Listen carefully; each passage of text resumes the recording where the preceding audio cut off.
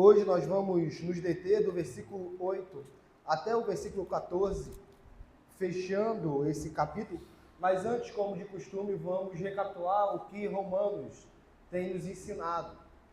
Romanos capítulo 12, nós já falamos que agora o apóstolo Paulo, ele sai do campo doutrinal, se a gente pode dizer, e vai colocar a doutrina em prática. Por que é importante nós recapitularmos o 12? Porque o 13, como o irmão Vinícius expôs na semana passada, está conectado ao 12. E o versículo 8, se a gente cair de paraquedas apenas no versículo 8, a gente pode achar que ele não está conectado à perícope do irmão Vinícius, que é a questão da obediência às autoridades. E algumas vezes as Bíblias que estão aqui com esses subtítulos para nos ajudar, nós não sabendo manuseá-la corretamente, podemos acabar atrapalhando com eles. Porque esses subtítulos, por exemplo, a Ara vai trazer o amor ao próximo, é o cumprimento da lei, e está conectado da obediência às autoridades. Então o apóstolo Paulo, vamos recapitular, o versículo 12, ele vem falar sobre os irmãos. Ele rogo-vos, pois, irmãos, pelas misericórdias de Deus, que apresenteis o vosso corpo por sacrifício vivo, santo e agradável a Deus, que é o vosso culto racional, e não vos conformeis com este século, mas transformai-vos pela renovação da vossa mente, para que experimenteis qual seja boa, agradável e perfeita a vontade de Deus. E nós estamos recapitulando esse versículo 1 e 2 como um eco de todo esse momento de aplicação, do versículo 1 até o versículo 20 do capítulo 12 e também o capítulo 13 por inteiro. Então o apóstolo Paulo, ele vai falar sobre os dons espirituais, o irmão Vinícius expôs os dons espirituais, depois ele vai falar sobre o amor fraternal, que nós tivemos uma exposição sobre o amor fraternal, e esse amor fraternal, ele também vai e faz essa abertura, não somente o amor dentro da igreja, nós fizemos a diferenciação do amor fraternal e o amor ao próximo. O amor que nós temos para com o irmão na fé, ele é de uma gradação diferente ou de um exemplo diferente do amor que nós temos para com os outros. Por quê? Porque o amor para com o irmão na fé é como Jesus disse, amar uns aos outros como eu vos amei. E quando nós amamos alguém fora da igreja, nós amamos como a nós mesmos. Que nós vamos recapitular hoje que o apóstolo Paulo vai dizer. E nós vimos que a partir do versículo 16 do capítulo 12, o apóstolo Paulo, então, ele vai saindo da esfera, se a gente pode colocar assim, saindo desse assunto apenas do viver cristão dentro da igreja, e ele coloca esse viver cristão agora na sociedade. O cristão com um ímpio, por exemplo, né? Que, se possível, devemos ter paz com todos os homens. E depois ele fala, se possível, devemos ter paz com todos os homens, resumindo bastante, versículo 16 ao versículo 20, ele vem no versículo 19 e diz para nós não nos vingarmos, não venhamos a buscar vingança própria, porque a vingança pertence ao Senhor. E o irmão Vinícius trouxe na semana passada que o Estado, resumidamente, né, é um instrumento de Deus para a vingança, para a justiça. O Estado é constituído por Deus. Então, quando nós, por exemplo, pegarmos o versículo 8 e vemos a ninguém fiqueis devendo coisa alguma, exceto o amor, vamos recapitular o que o irmão Vinícius trouxe semana passada sobre justiça, que é, basicamente, dar a cada um aquilo que lhe é devido. Não foi isso que o irmão Vinícius trouxe semana passada? Aonde ele trouxe isso? Ele trouxe no versículo 6 e diante. Por esse motivo também pagai tributos, porque são ministros de Deus, atendendo constantemente a este serviço. Pagai a todos o que lhe é devido. A quem tributo, tributo. A quem imposto, imposto. A quem respeito, respeito. A quem honra, honra. O irmão Vinícius trouxe a ideia de justiça. Dar a cada um o que é devido. O Estado, ou os ministros, melhor dizendo, eles merecem. Porque Deus assim instituiu, eles requerem que nós venhamos a pagar tributo. Nós não devemos fazer isso apenas por medo da punição, mas por questão da consciência. E agora nós vamos para o versículo 8 e ver que tudo isso está conectado ainda ao amor. Não é que o apóstolo Paulo, do versículo 1 do capítulo 13 ao 7, esqueceu o amor e, de repente, no versículo 8 desse capítulo, ele volta a falar de amor. Não é somente que ele abre uma exceção aqui, mas a nossa relação para com as autoridades também está conectada ao nosso amor ao próximo. Afinal de contas, a autoridade ela pode ser o nosso próximo. E não tem uma exceção na palavra de Deus de que amar o nosso próximo, exceto as autoridades. Então o versículo 8, ele está conectado à perícope anterior, mas ele vai ampliando. Por quê? Porque ele vai falar no final, pois quem ama o próximo tem cumprido a lei. Ele começa conectando das autoridades e vai até o próximo, ou seja, qualquer pessoa que está ao nosso lado, basicamente. Vamos ler a perícope e, permitindo o Senhor ser guiados pelo Espírito a toda a verdade. Diz assim a palavra de Deus, Romanos 13, versículo 8 até o versículo 14. Romanos 13, 8 em diante, diz assim: a ninguém fiqueis devendo coisa alguma, exceto o amor com que vos ameis uns aos outros. Pois quem ama o próximo tem cumprido a lei. Pois isto, não adulterarás, não matarás, não furtarás, não cobiçarás, e se há qualquer outro mandamento, tudo nesta palavra se resume: amarás o teu próximo como a ti mesmo. O amor não pratica mal contra o próximo, de sorte que o cumprimento da lei é o amor. E digo isto a vós outros que conheceis o tempo, já é hora de vos despertardes do sono, porque a nossa salvação está agora mais perto do que quando no princípio cremos. Vai alta a noite e vem chegando o dia, deixemos, pois, as obras das trevas e revistamo-nos das armas da luz. Andemos dignamente, como em pleno dia, não em orgias e bebedices, não em impudicícias e dissoluções, não em contendas e ciúme, mas revestivos do Senhor Jesus Cristo, e nada disponhais para a carne no tocante às suas concupiscências. Até aqui, meus irmãos. O apóstolo Paulo, então, no versículo 8, ele já começa a dizer algo que o cristão não deve fazer. Não deveis coisa alguma. Antes dele falar sobre o amor, ele traz um princípio cristão. Então, se ele disse que pagai a todos o que lhe é devido, o irmão Vinícius trouxe muito bem de que isso está, em primeiro caso, conectado ao Estado. É óbvio, pelo próprio contexto, que o apóstolo Paulo está falando da magistratura civil, e ele mesmo diz que quem tributo, tributo, quem imposto, imposto, a quem respeito, respeito, a quem honra, honra. Então o apóstolo Paulo agora no versículo 8 ele vai dizer: a ninguém fiqueis devendo coisa alguma, ou seja, vós não deveis ficar em débito em relação ao tributo. Não deveis ficar devendo a questão do imposto, não deveis ficar devendo respeito às autoridades, não deveis honra a ninguém. Isso também é ampliado. O cristão, ele não pode ser conhecido como um devedor. Se nós estamos falando pela manhã sobre o terceiro mandamento sobre não dizer o nome do Senhor em vão, porque Deus não terá por inocente aquele que toma o seu nome em vão, o cristão que deve na praça é alguém que toma o nome de Deus em vão.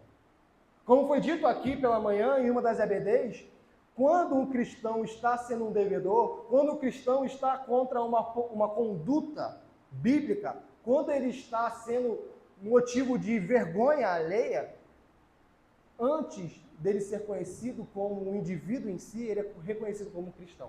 Lá vai um cristão devedor. Meus irmãos, a gente, em um contexto normal, não precisaríamos ater a ninguém fiqueis devendo coisa alguma, porque isso é tão básico da fé.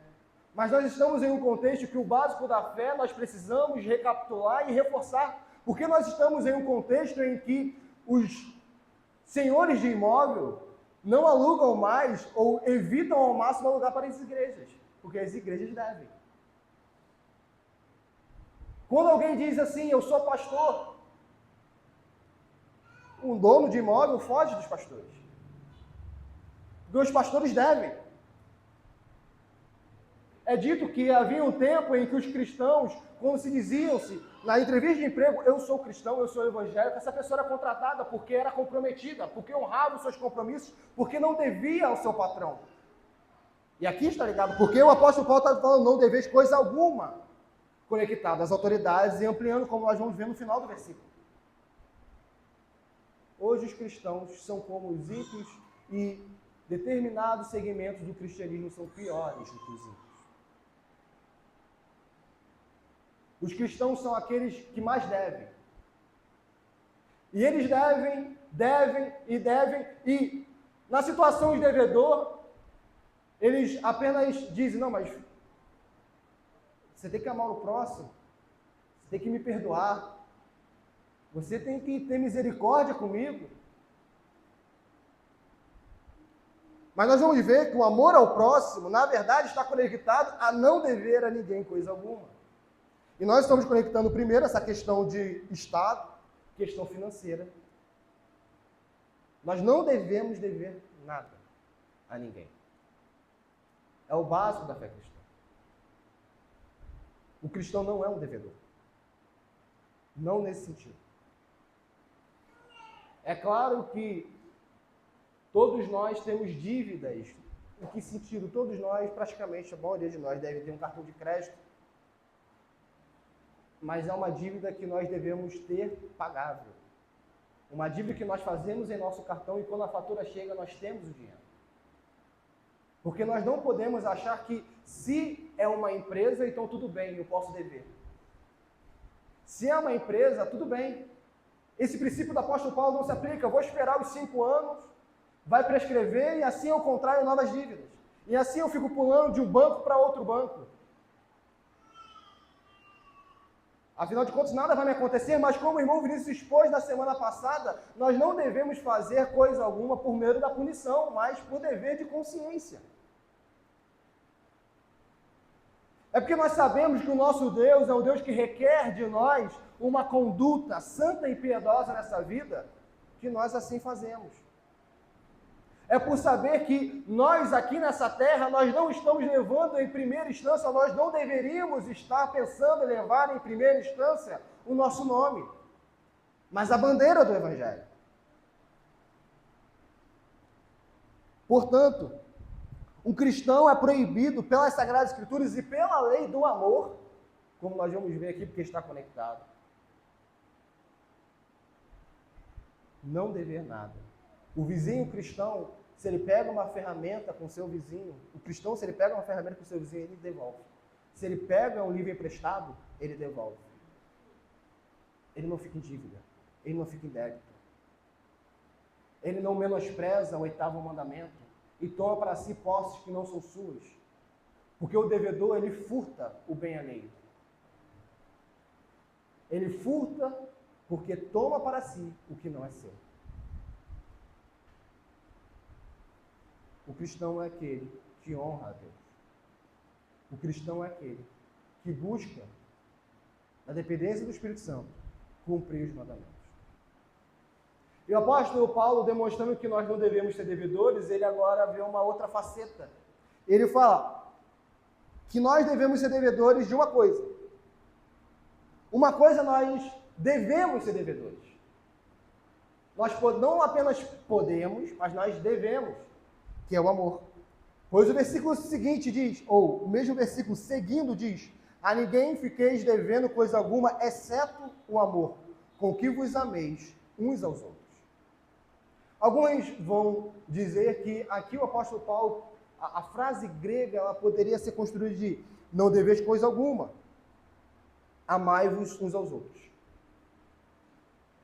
Mas a maioria dos intérpretes, a maioria dos tradutores, trazem a ideia de que o apóstolo Paulo tensionou demonstrar que nós somos de fato devedores de amor ao próximo.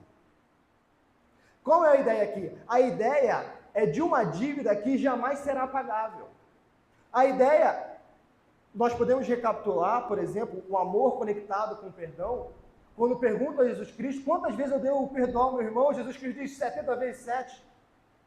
A ideia não é trazer um cálculo matemático que fica contabilizando as ofensas do irmão contra nós. A ideia é perdoe sem cessar. E o apóstolo Paulo, ele, em outras palavras, em uma outra figura argumentativa, ele traz a mesma ideia. Amai sem cessar. Nunca chegará um tempo em que o cristão poderá dizer, eu amei o suficiente. E aqui o apóstolo Paulo está trazendo a ideia de amor ao próximo. E nós já vimos que o amor ao próximo, ele está conectado também ao amor aos inimigos. Nós devemos amar os nossos inimigos. Nós devemos amar os nossos ofensores. Nós devemos amar aqueles que fazem fofoca de nós. Nós devemos amar aqueles que não gostam de nós. E nós não apenas devemos amar, como nós devemos entender que nós somos devedores de amor a essas pessoas. Nós devemos amar. O cristão é um devedor de amor. Somente de amor. Mais uma vez, a Bíblia fala que aquele que contrai dívidas e não paga é ímpio. O ímpio tem esse comportamento. O ímpio tem um comportamento de contrair dívidas e não pagar. O cristão que contrai dívidas, porque existem dívidas legítimas a serem contraídas, por exemplo, nós sabemos empréstimos e tudo mais que são pagáveis por questão de saúde, por questão de pobreza extrema. O Pentateuco traz essas questões. Mas, via de regra, o cristão não é um devedor. A não ser, exceto o amor.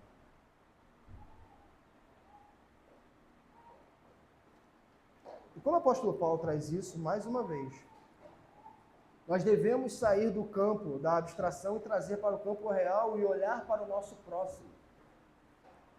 Porque o apóstolo Paulo diz, pois quem ama o próximo tem cumprido a lei. Nós devemos fazer uma recapitulação aqui e pensar quem é o nosso próximo. Meus irmãos, a igreja em que nós fazemos parte, o trabalho em que nós estamos, a família em que nascemos, o ambiente onde estamos inseridos, nada disso é ocasional. Nada disso é acidental. Tudo está debaixo da providência de Deus. Não importa a situação, tudo está debaixo do propósito divino. Então, se estamos ao lado de pessoas difíceis, foi da vontade de Deus que nós ficássemos ao lado de pessoas difíceis. Não achemos que é um acidente. Não é um acidente.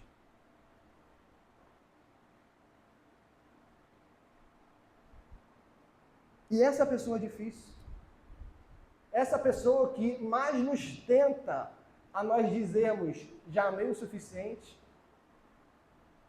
ela está inclusa nesse gênero impessoal. A ninguém. Que deve ir o próximo. Não deva nada a ninguém, exceto o amor. Quem ama o próximo tem cumprido a lei.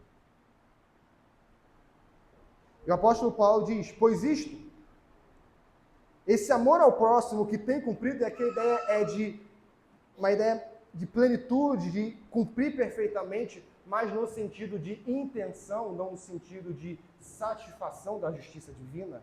Não é esse o sentido.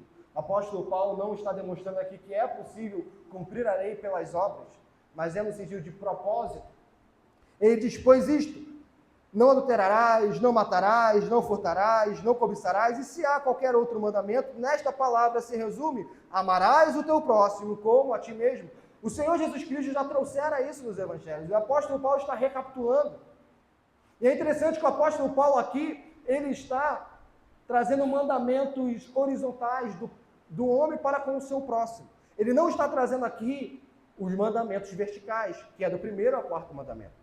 Ou que é conhecido, como nós estamos vendo na EBD, nós muitas vezes falamos de maneira que ficou comumente conhecido, de a primeira e a segunda tábua. Nós comumente conhecemos a primeira tábua como do primeiro ao quarto, nossos deveres para com Deus.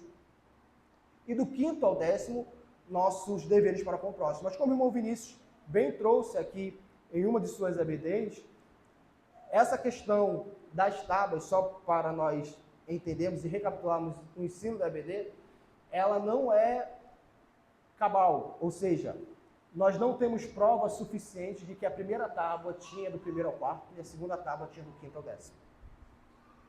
Isso é uma conjectura. Uma outra conjectura, aliancista reformada também, é que a primeira tábua continha os 10 mandamentos e a segunda tábua continha os 10 mandamentos. Por quê? Por que isso? Porque é um pacto sinaítico. A primeira tábua representava Deus, a segunda tábua representava o povo de Israel. Como no contrato, um contrato de imóvel, qualquer contrato, nós temos a parte do contratante e do contratado. A parte do dono do imóvel e daquele que está alugando o imóvel.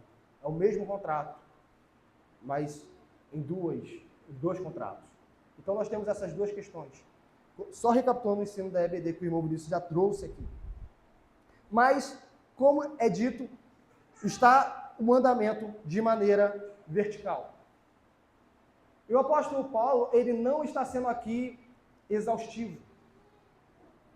Ele não está sendo exaustivo. Ele não está falando que eu estou denominando todos os mandamentos, como ele mesmo diz. Se há qualquer outro mandamento, tudo nesta palavra se resume. Ou seja, o apóstolo Paulo está colocando que existem outros mandamentos, mas ele não está trazendo aqui. Ele não trouxe o quinto mandamento, que é também um mandamento horizontal, que em sua extensão também está direcionado a Deus.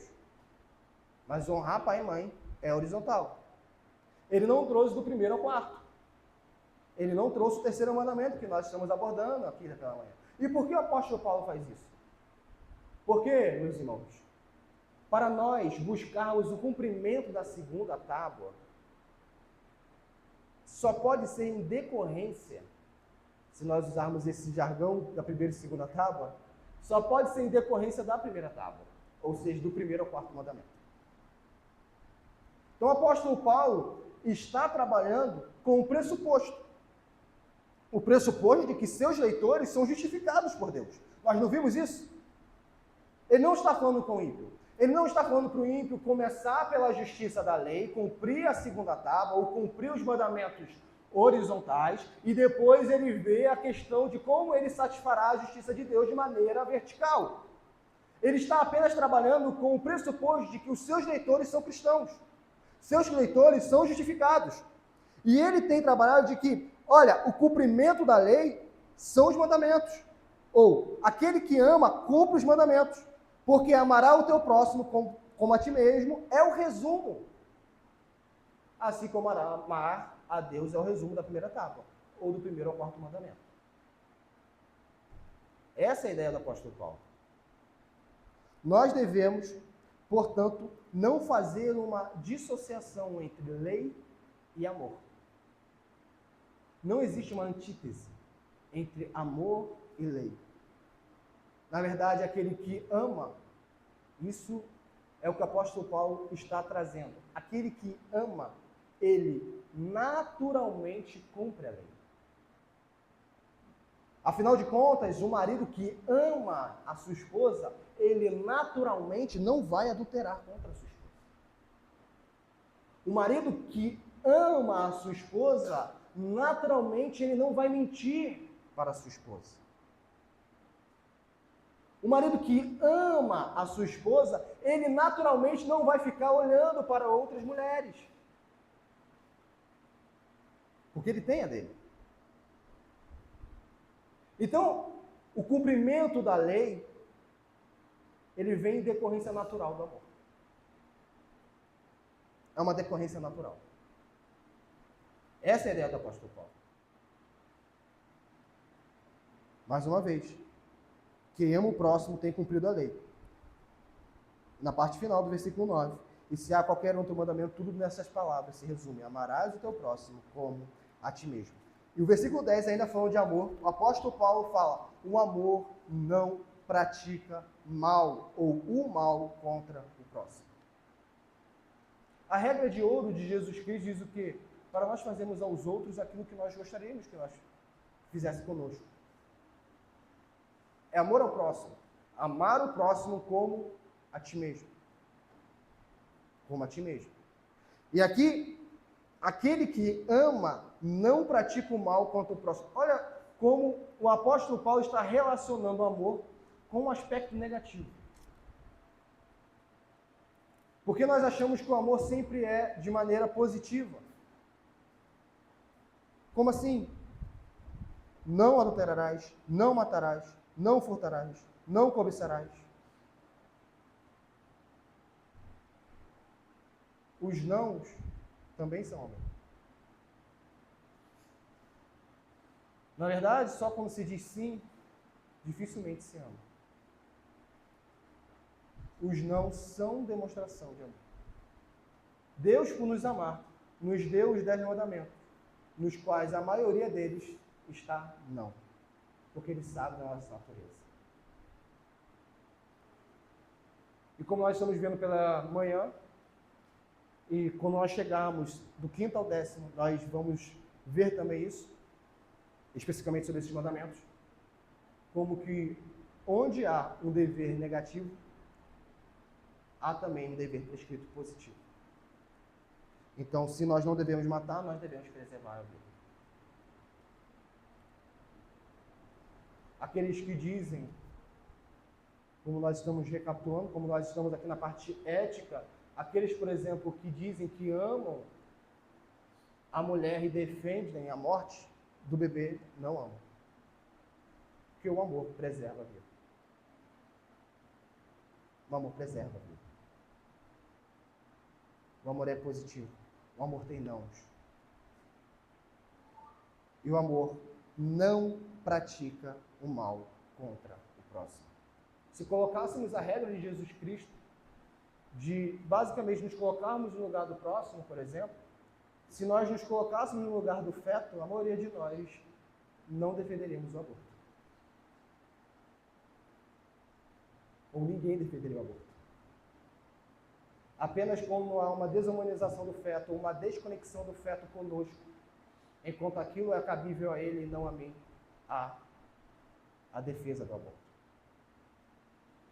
Por que nós estamos aqui falando de aborto na passagem de Romanos? Porque muitos cristãos vivem na igreja e defendem o aborto.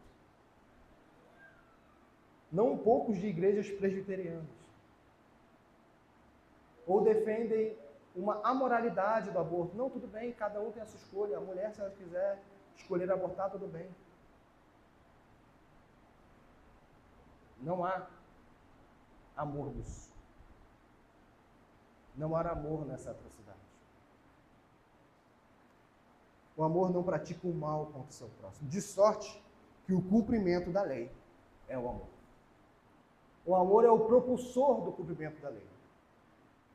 O amor é aquilo que irá brotar em nosso coração e trará para nós, na dependência do Espírito Santo, um senso de cumprimento da lei.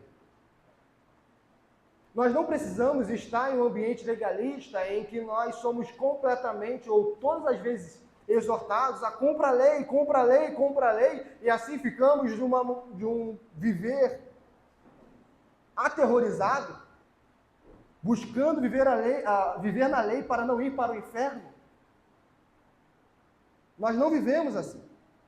Mas é porque amamos, vamos para a lei.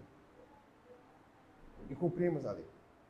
E o amor naturalmente nos faz cumprir a lei. É algo natural. É natural. Nós precisamos entender isso. Não há antítese entre lei e amor. Não há. As dois caminham juntos. E seguindo, o apóstolo Paulo, quando diz, e digo isto, no grego pode ser de fato e também. Ou seja, o apóstolo Paulo aqui, quando ele está falando sobre a questão do amor, o amor mútuo, e aqui o amor mútuo não está apenas conectado, mais uma vez, ao amor entre crentes, porque nós podemos ter essa visão equivocada, porque o apóstolo Paulo vai dizer, o amor que vos ameis uns aos outros, mas esses uns aos outros não está restringindo a igreja. Não está restringindo a igreja. Por quê? Ele diz amor ao próximo. Isso é muito importante nós termos em mente. O amor ao próximo é sempre para com todos que são o nosso próximo. Amor aos irmãos é diferente. É diferente. E o apóstolo Paulo dando sequência. Se ele falou do amor mútuo, agora ele vai falar da vigilância e da pureza. Ele vai dizer, e também, de fato, a vós outros, que conheceis o tempo, digo, ou como está na área, e digo isto a vós outros que conheceis o tempo.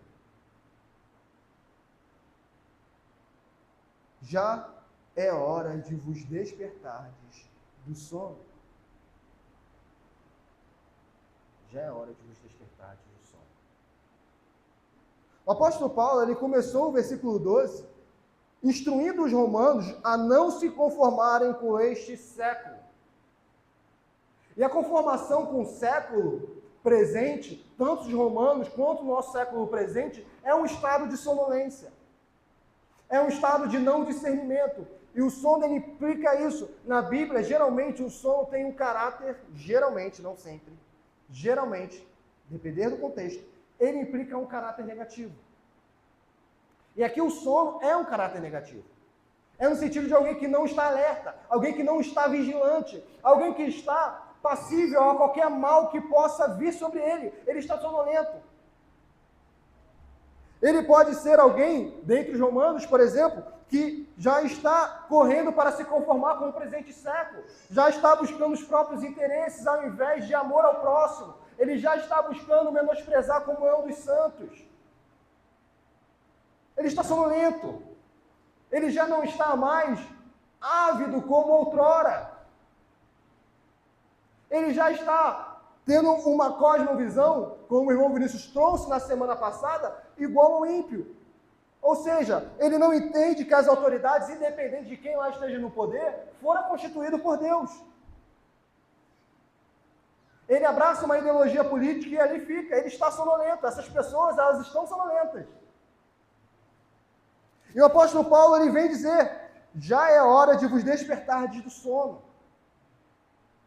De todas essas práticas que o presente século é regido. E o apóstolo Paulo vai começar, nos versículos seguintes, a falar de pecados mais escandalosos.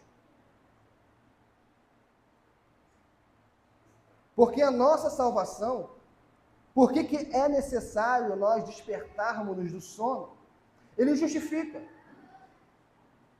Ele justifica que nós devemos despertar do sono porque a nossa salvação está agora mais presente do que quando no princípio cremos. E que sentido isso? No sentido, nós podemos ver, da volta de Cristo. Existe, meus irmãos, um dia certo em que Jesus Cristo, o Filho do Homem, voltará na glória de seu Pai. Isso é certo. É mais certo do que o nosso dia de amanhã. A volta de Cristo é mais certo do que se nós terminaremos vivos neste culto. A volta de Cristo é mais certo do que o amanhecer do sol amanhã. É mais certo do que qualquer coisa. E já fora separado um dia. E a cada dia que passa, a cada minuto, a cada segundo, nós estamos mais próximos desse grande dia, porque a nossa salvação está agora mais perto do que quando no princípio cremos. A cada dia que passa, nós estamos mais perto da nossa salvação. E por que o apóstolo Paulo fala aqui da salvação no sentido incompleto? No sentido de que, ora, nós somos ou não somos salvos? Nós não vimos, Paulo, alguém poderia perguntar, que nós já somos salvos? Porque o apóstolo Paulo está falando de que a nossa salvação está mais perto, ou seja, ela não é uma realidade. É porque a salvação na Bíblia, ela é tratada tanto no passado, quanto no presente, quanto no futuro. A depender a que ela está relacionada. Quando o apóstolo Paulo fala da justificação, a salvação ela está entrelaçada, está colocada no passado. Porque aqueles que foram justificados não tem como perder esse direito legal diante de Deus, porque foi adquirido pelo próprio Deus, justificado mediante a fé. Então, as pessoas justificadas foram salvas. Quando fala da santificação, podemos ver a salvação estando no presente, estando salvo, ou estamos salvos. Santificação. Aqui o apóstolo Paulo, por trabalhar o dia da vinda de Cristo, ou estando mais perto, o apóstolo Paulo está relacionando a glória, a glorificação. A glorificação está no futuro. Ainda que algumas vezes Romanos coloca como tão certo quando está relacionado aos decretos de Deus, que está no passado. Mas aqui, como o apóstolo Paulo, e é muito importante se atentar ao contexto, o apóstolo Paulo está falando com os romanos no tempo, na perspectiva dos romanos, e não na perspectiva divina. Ele diz para os homens de que a salvação está agora mais perto do que quando nós cremos no princípio. E existe uma outra faceta também aqui. Se nós temos a certeza de que Cristo vai voltar um dia, e esse dia é certo e será como um ladrão, e Jesus Cristo, em várias passagens, instrui para que nós estejamos atentos e vigilantes, porque ele voltará e aqueles que não estiverem vigilantes, o que a palavra de Deus diz? Aquele que não está vigilante, tudo bem, se ele for eleito, ele será salvo. É isso que a passagem diz? Aquele que não está vigilante, vamos ver se ele consta no rol dos decretos de Deus concernentes à predestinação. E se ele estiver, e ainda que ele esteja no grau de não vigilância, ou numa situação de não vigilância, tudo bem, ele será salvo. Não está escrito isso. A palavra de Deus, Jesus Cristo, diz que ele voltará. E ele encontrará, quando ele voltar na glória de seu Pai, alguns que estão vigilantes. Alguns que estão vivendo como a volta do noivo sendo certa, e aqueles que vivem como a volta do noivo sendo incerta.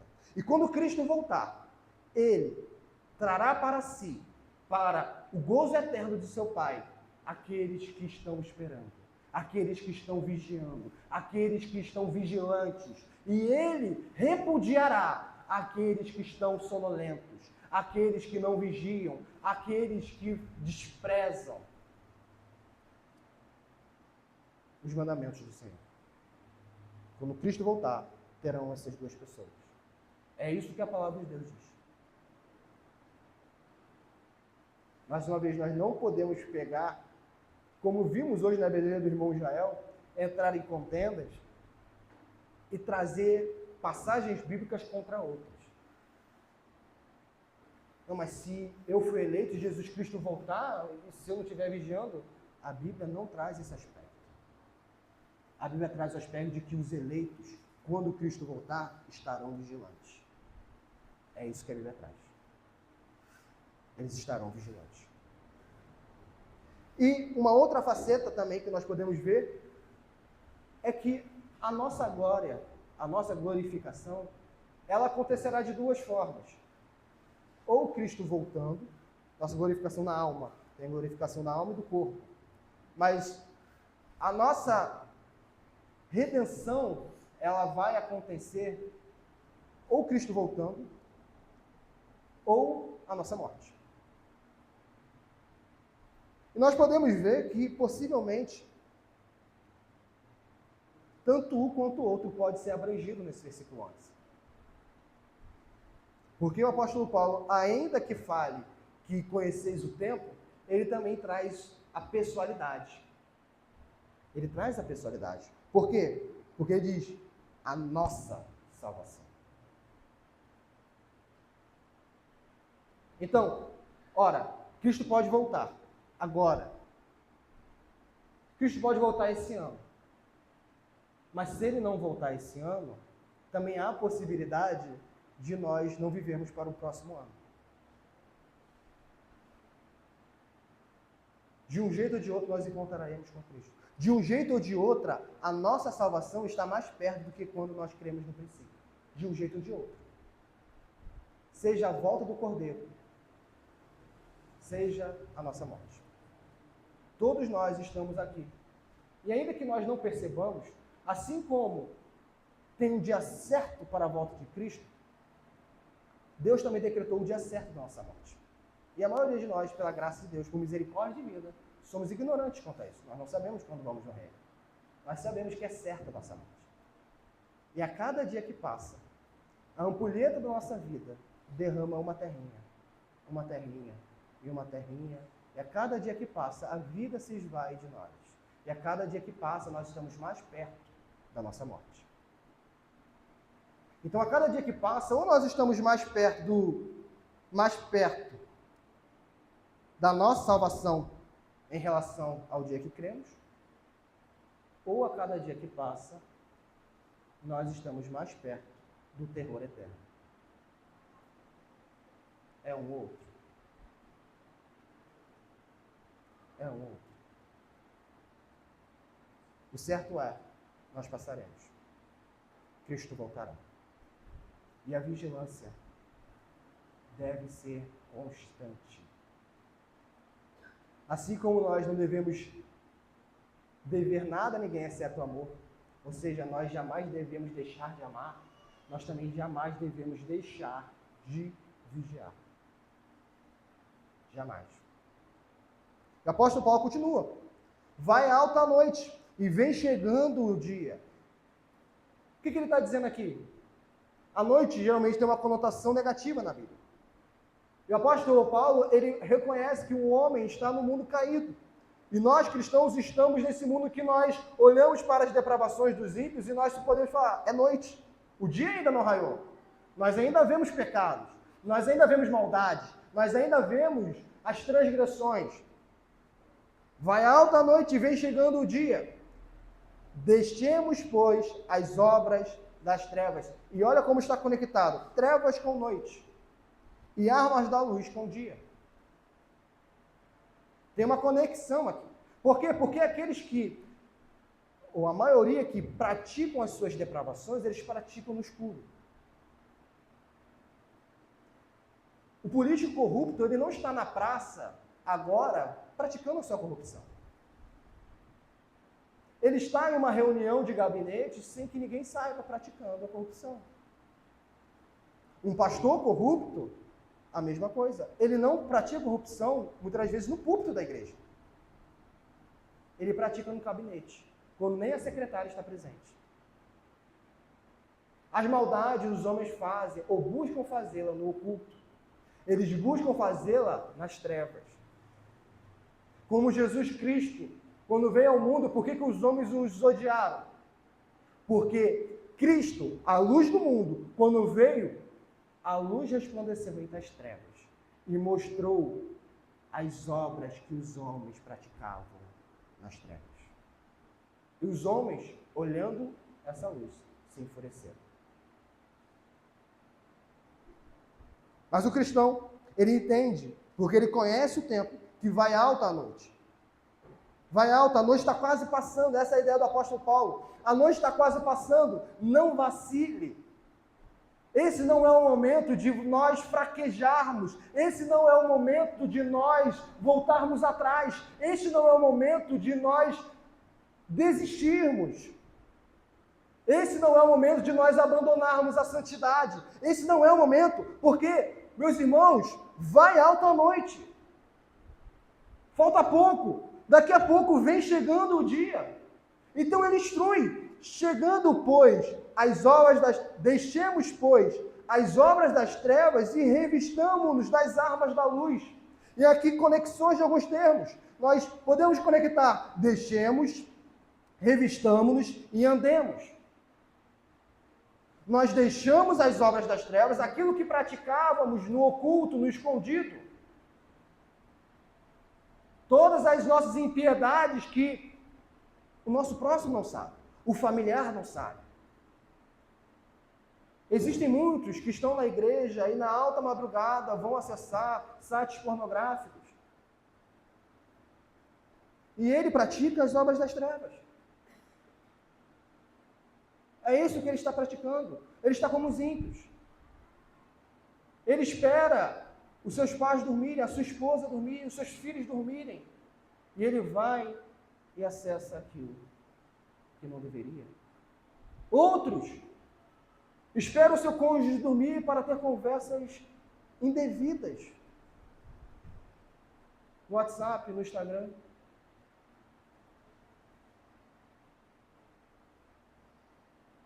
Estão praticando as obras das trevas. E não achemos que são poucos os que estão na igreja praticando as obras das trevas. Nós apenas trouxemos 2 exemplos. 2 exemplos. Dentro da igreja, infelizmente, os cristãos têm praticado em muitas obras das trevas. Não são poucos os cristãos que entram no matrimônio já tendo conhecimento íntimo do seu cônjuge, porque contraíram sexo antes do casamento. Não são poucos. Não são poucos os cristãos que, por estarem em momento de turbulência no matrimônio, têm conversas indevidas com outras pessoas e depois se divorciam. Não são poucos os cristãos. Não são poucos. O apóstolo Paulo vem e traz: deixemos, pois, saiamos disso, larguemos isso. Deixemos, pois, esse pois é um portanto. Sabendo que vai alta a noite e vem chegando o dia, sabendo que a volta de Cristo está próxima, ou a nossa ida a Ele está próxima, sabendo disso, deixemos, portanto, as obras das trevas, mas não apenas deixemos. Muitos cristãos, eles vacilam e caem porque eles apenas deixam. É por isso que nós estamos relacionando deixar, revistar e andar. A Bíblia nunca fala, deixe de fazer isso e fique no vácuo. A Bíblia vai falar que deixemos e revistamos. Aqueles que estavam vamos usar os mesmos exemplos, acessando site pornográfico nas altas madrugadas, já perderam a noite de sono. Já estão acostumados a varar a noite. Deixa essas obras e que tal orar pela madrugada? Que tal ler a palavra de Deus na madrugada? Provavelmente você será menos tentado do que se você ficar vagueando na cama e lembrando das obras pecaminosas de outrora. Aqueles que estavam tendo conversas indevidas com outros, que tal deixar isso, apagar e começar a buscar ter um relacionamento íntimo com o seu cônjuge? Buscar uma relação mais profunda, mais sincera, mais afetiva, mais amorosa. Aqueles que estavam em relacionamentos indevidos, contraindo sexo antes do casamento, que tal deixar isso? E revestir-se, por exemplo, com o correto matrimônio, casando corretamente. Por quê? Revistamo-nos das armas da luz. O cristão, ele apenas não deixa, ele se reveste. Que armas das luzes são essas? Todas aquelas armas que a palavra de Deus coloca à nossa disposição. A própria palavra em si. A palavra de si é uma arma, é a espada, a oração, o jejum, a comunhão dos santos. Tudo isso são armas da luz. E outras mais. E agora, se nós deixamos e revistamos, agora nós andamos. E como que nós andamos? Nós andamos dignamente. Algumas traduções vão dizer honestamente. Nós andamos de maneira que entendamos que a nossa vida se passa diante da face de Deus, porque muitas das vezes nós esquecemos isso. Para andar dignamente é andar de maneira que entendamos isso. Quando estamos sozinhos, Deus está lá conosco. É o Salmo 139. E o apóstolo Paulo, mais uma vez, vem qualificar o dia como algo bom. Porque ele traz, andemos dignamente como em pleno dia. Mais uma vez, por que ele traz isso? Porque as obras boas são praticadas à luz. As boas obras nós praticamos na luz. Então, que nós sempre pratiquemos o nosso andar nessa vida, como se estivéssemos em pleno dia. Esse como aqui é uma comparação, não está dizendo que nós fazemos as nossas obras para sermos vistos pelos homens. Por isso tem um como em pleno dia. Ou seja, ainda que estejais sozinho, pratique. Ainda que vara à noite, estejais solitário, entenda, ande dignamente, como em pleno dia.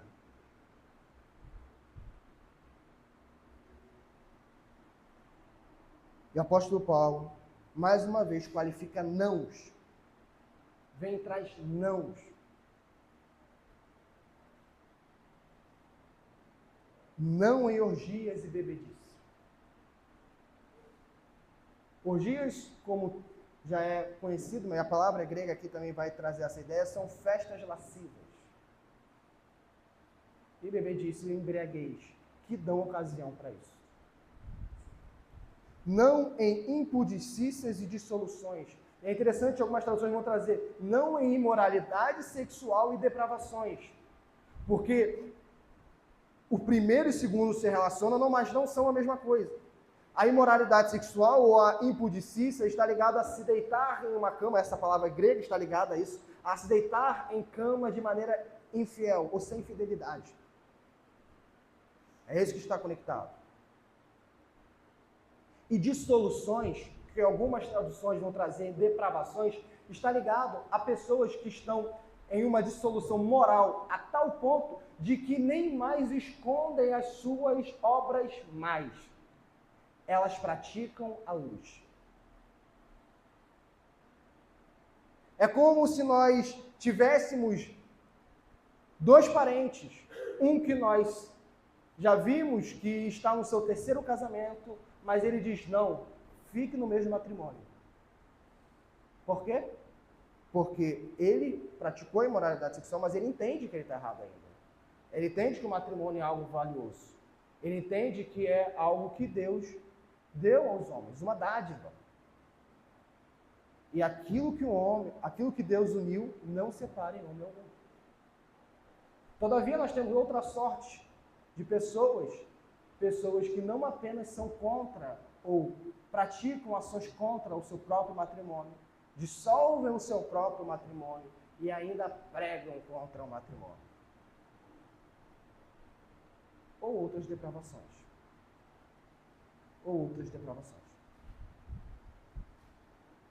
Porque a ideia é essa. Não em imoralidade sexual. Isso nós vemos, imoralidade sexual está ligado a todos os pecados sexuais envolvidos, seja de solteiros, seja de casados, quanto à depravação. Essa é a ideia. E ele continua, não em contendas e ciúmes. E a contenda está geralmente conectada ao ego.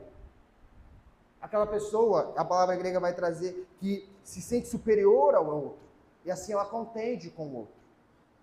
E nós trouxemos hoje, pela manhã, o estudo do irmão Israel sobre essas contendas a respeito da própria palavra de Deus. Que alguns homens orgulhosos, enfatuados em si mesmos, buscam na sua arrogância, na sua altivez, entrar em contendas com outros irmãos na fé. Sob o pretexto de sã doutrina. Mas aqui a contenda está conectada também a uma amplidão maior. Qualquer tipo de contenda. Contenda na igreja, contenda com o vizinho, contenda com alguém no trabalho, contenda com alguém da família, qualquer tipo de contenda. O apóstolo Paulo está dizendo, aqueles que contendem são pessoas que andam como os ímpios. São como pessoas que andam como nas trevas.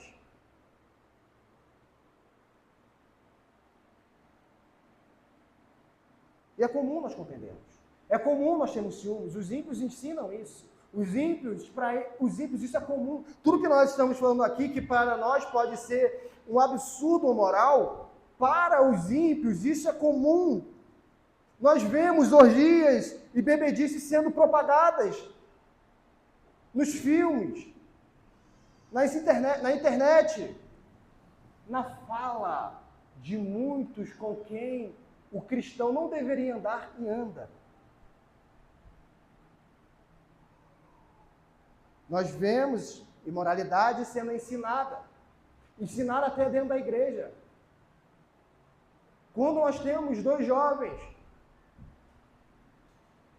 Muitas das vezes que estão há um tempo no relacionamento, pessoas mais velhas falam, não, é impossível que esses dois jovens não tenham tido relações sexuais, isso é impossível. Não, o que tem? São jovens. O que tem? O que tem é que Deus está sendo menosprezado. A sua lei está sendo quebrada. Deus não está sendo amado. Nós não conectamos no começo de que amor e lei andam juntos.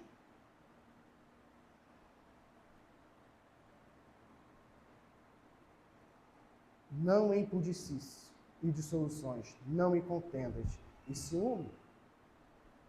O ciúme infantil, o ciúme de possessivo, o ciúme conectado aqui, esse ciúme está conectado à inveja, de querer ter o bem do outro para si. Ou podemos conectar o sermão do irmão Vinícius, querendo também ter o dom do outro para si. Ciúmes, inveja.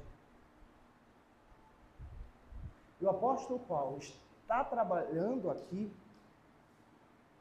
para uma igreja saudável. O apóstolo Paulo não está exortando uma igreja não saudável. Então, se o apóstolo Paulo está trabalhando para uma igreja saudável, que ele julgou como saudável no começo da epístola, e ainda assim ele se sente no dever apostólico de instruir os irmãos a não praticar, e não somente a não praticar, a presumir de que alguns praticavam. Ou temos ciência que alguns praticavam. Por quê? Quem deixa, pratica.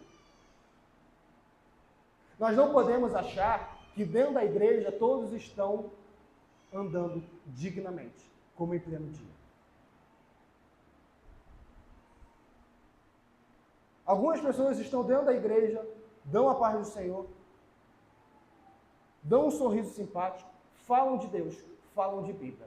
E a primeira coisa, quando saem do culto de domingo, é pecar.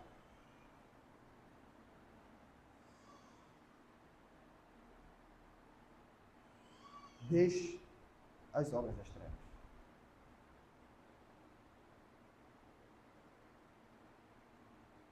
Não em contendas e ciúmes, porque isso é algo que os ímpios fazem. Mas, outra vez, o apóstolo Paulo diz o que nós não devemos fazer e aquilo que nós devemos fazer. A Bíblia sempre geralmente trabalha nesse padrão.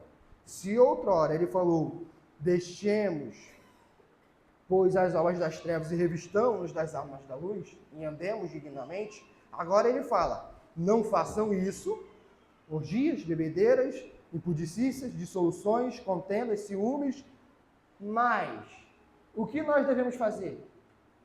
Versículo 14, mas revestivos do Senhor Jesus Cristo, e nada, nem um centímetro quadrado do seu ser, nada, nem seu pensamento, nem seus membros, nem seus lábios, nem seus ouvidos, nem seu olfato, nada disponhais para a carne. Alguns vão olhar para isso, que o apóstolo Paulo disse, e vão esquecer o versículo 14, e vão continuar nutrindo pensamentos pecaminosos. Vão continuar nutrindo contendas em seu coração. Vão continuar nutrindo inveja no seu coração. Vão continuar nutrindo pensamentos perniciosos. Mas o apóstolo Paulo diz o seguinte, não é somente deixar essas obras exteriores, mas é revestivos do Senhor Jesus Cristo, e é uma relação pessoal da pessoa, do indivíduo com Cristo, que nós vimos que essa relação nós podemos conectar com a união mística que o crente tem com o Filho de Deus, de maneira que ele é a nossa cabeça e nós somos o seu corpo, de maneira em que os méritos de Cristo estão revestidos em nós, estão sobre nós, de maneira que agora no Espírito Santo, na dependência do Espírito Santo, o Espírito de Cristo nos faz praticar boas obras. Nós já vimos isso. Santidade. A ideia de revestir-se de Cristo é revestir-se de tudo aquilo que o apóstolo Paulo já falara. Tanto que ele não precisa qualificar. O que é isso? Eu já falei que vós foste justificado. Eu já falei que os justificados devem andar em santificação. E eu já falei que aqueles que são santificados, eles irão ser glorificados. E a santificação não vem sem as boas obras. E as boas obras não estão desconectadas da lei.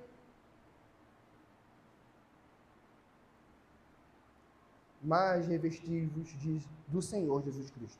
E nada, nem sequer 1 centímetro do vosso ser, nem pensamento, nem olhos, nem ouvido, nem boca, nem coração, nem membros, nada disponhais para a carne no tocante às suas concupiscências. Agora, meus irmãos, que nós vimos o amor mútuo que nós devemos ter, a vigilância e a pureza, o que nós podemos aplicar? A aplicação é a recapitulação do que o apóstolo Paulo dissera. Se nós sairmos daqui e acharmos de que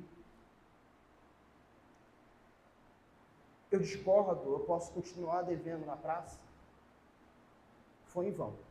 Na verdade, não foi em vão, foi pior. Foi condenação para aqueles que ouvem a palavra e não a praticam.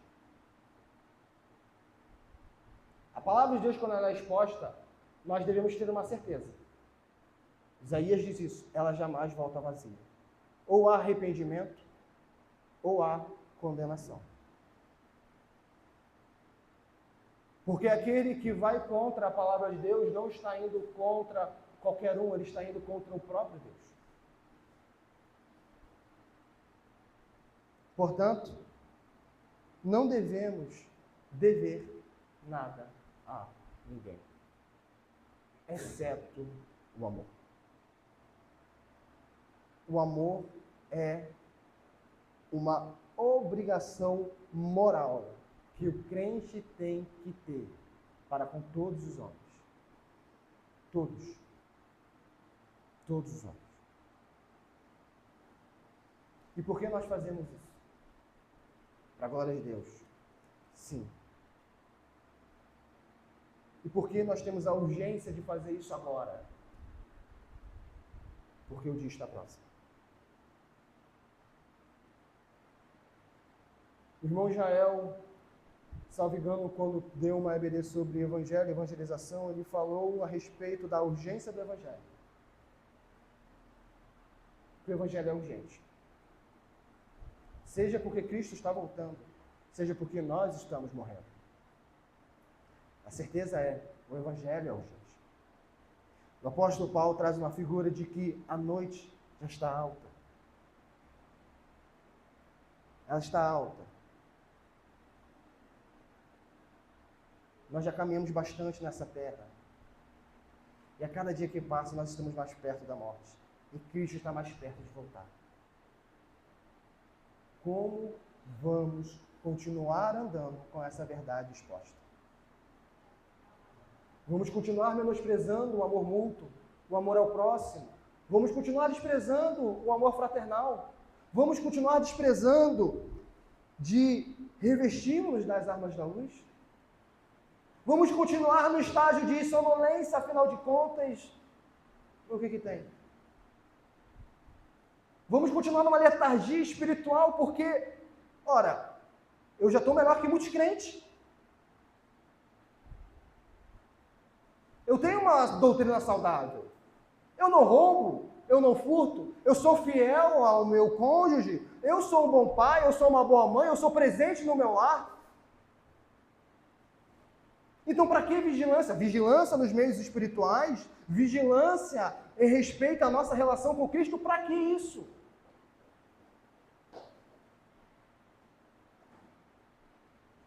Nós podemos não pensar nisso, nós podemos, na verdade, pensar que não, agora eu vou vigiar, mas a nossa atitude quando nós chegamos em casa é essa. É letargia, é sonolência, é chegar em casa, nós irmos para o nosso celular nós irmos para o nosso computador, nós irmos para o feed do Instagram e ficar em sonolência. Nós irmos para a TV ligar e ficar em sonolência como os ímpios. Não que isso seja errado em si, mas quando isso é o meio pelo qual nós deixamos de ler mais a palavra de Deus, deixamos de orar, isso é sonolência. Como já fora dito por um pastor, as redes sociais, as séries, os filmes, as novelas, tudo o que é entretenimento estará no último dia nos condenando, porque nós dissemos, não temos tempo para ler a Bíblia. Não, nós não temos tempo para orar. Não, nós não temos tempo. Nós não temos tempo para Cristo. Não tenho tempo para o irmão na fé. Eu não tenho tempo para saber se algum irmão está necessitado, mas eu já maratonei a minha 4ª série. Eu já termino uma novela e vou para outra. Eu já vi vários filmes esse ano. Eu já fiz várias viagens. Meus irmãos, nada disso é errado em si.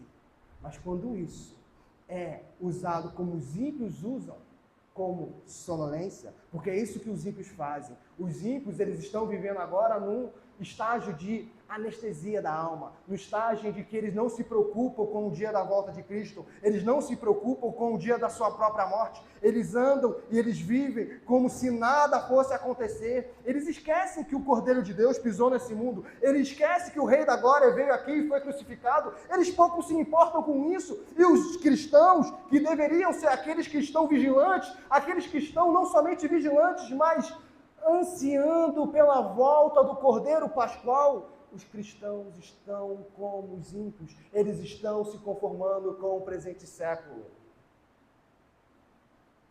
Não somente estão, mas como se perpetuam assim.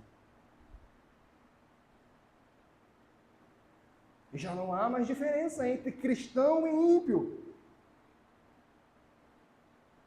Não há diferença.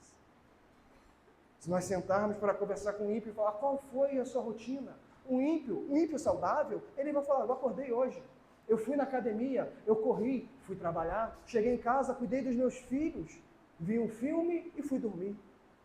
Um ímpio saudável vai falar isso. E qual foi a vida do cristão naquele dia? A mesma coisa, eu acordei, fui para a academia, corri, fui trabalhar, cheguei em casa, dei atenção para minha esposa, para os meus filhos e fui dormir. Qual diferença há entre o cristão e o ímpio?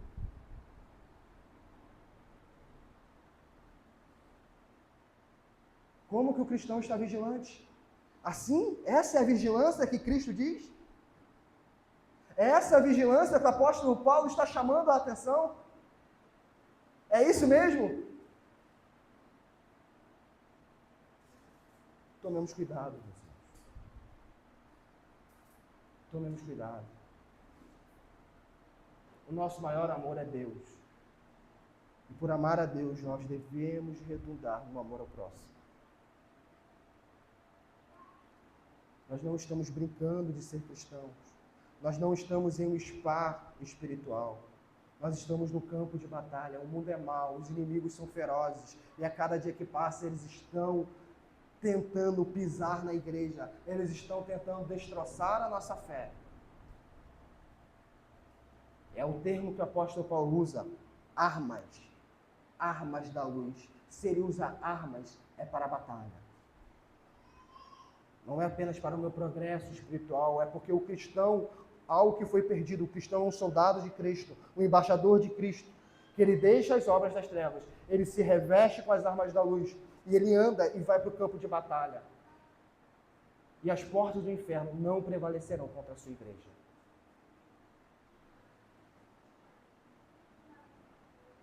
Mas a maioria de nós estamos vivendo como se estivéssemos em tempo de paz.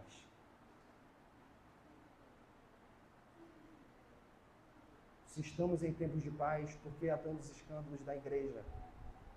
Se estamos em tempos de paz, por que há tanto escândalo dentro da máquina pública? Se estamos em tempos de paz, por que estamos vivendo uma geração sem amor, sem afeto?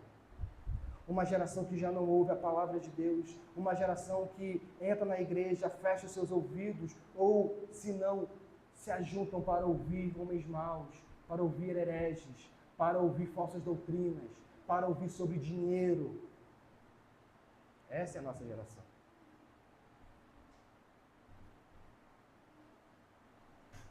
E o que nós temos feito? Dentro da nossa vocação, dentro da nossa posição, dentro da nossa família, dentro da nossa igreja. E por último, revistamo-nos do Senhor Jesus Cristo. Ele voltará, mas ele não disse que ele está necessariamente ausente. Ele disse que ele jamais nos deixaria só. Jamais. O seu Espírito Santo, o Espírito de Cristo habita em nós. Nós devemos entender isso. Nós devemos nos revestir de Cristo. Então, meus irmãos, vamos andar em qualquer momento do nosso dia, como em plena luz. Vamos andar não em orgias, não em bebedice, não em imoralidade sexual, não em depravações, não em contendas, não em ciúmes. Basta de andarmos como os ímpios. Basta.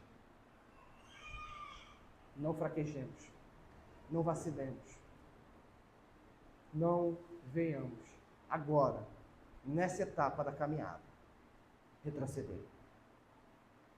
Agora não. Nós já andamos muito. Não percamos o primeiro amor. Porque hoje a nossa salvação está mais perto do que estava ontem. Está mais perto do que estava quando nós cremos em Cristo. Portanto, vigiemos e andemos dignamente. Vamos orar? Santo Deus, obrigado, Senhor. Obrigado, Senhor.